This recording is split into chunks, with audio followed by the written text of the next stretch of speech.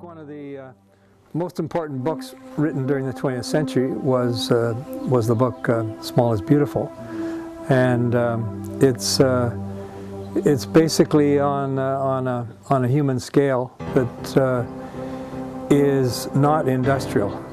And so in the early 20th century we started making things on an industrial scale, and everything including agriculture and forestry, fishing, are now on an industrial scale. And we now can see the repercussions of it. Doing industrial agriculture and cramming in more animals so we can get a cheaper meat product. That means we have to give them pesticides. We have to give them pharmaceuticals, and I guess pesticides too are used too much when everything's on an industrial scale. So on an industrial scale, agriculture actually becomes very dangerous. It's cheap but dangerous.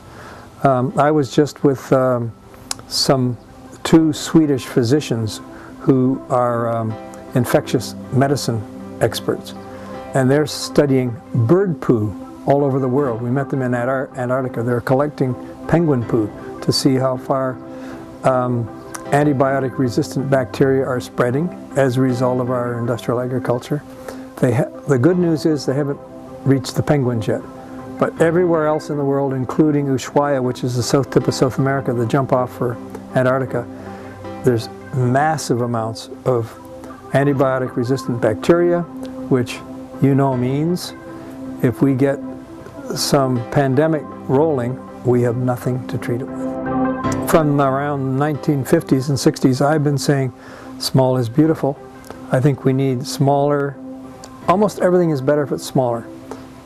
Smaller schools, smaller class sizes, smaller industries, smaller, well, I even think smaller parties are better.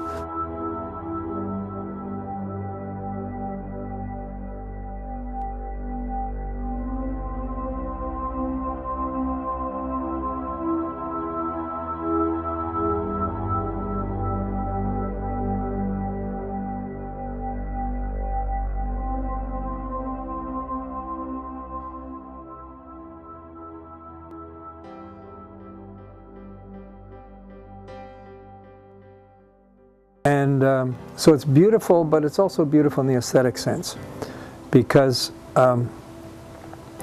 nowadays with this fast-paced industrial strength society and media that we're doing, we're just getting a clutter of fast-paced things. And what I'm trying to teach to kids when I take young people out in nature is to pay attention to particularity and the small things. How do the twigs of a maple differ from the twigs of a birch? How does a grand fir differ from a Douglas fir? And for that you have to get into particularity, which is what I show in my art as well. And it's the power of the small things and how they fit together that is so important. I mean, there's a wonderful saying by Chief Seattle. He said, "Man did not weave the web of life. Man is but one strand in the web of life. Whatever he does to the web, he does to himself. All things are connected."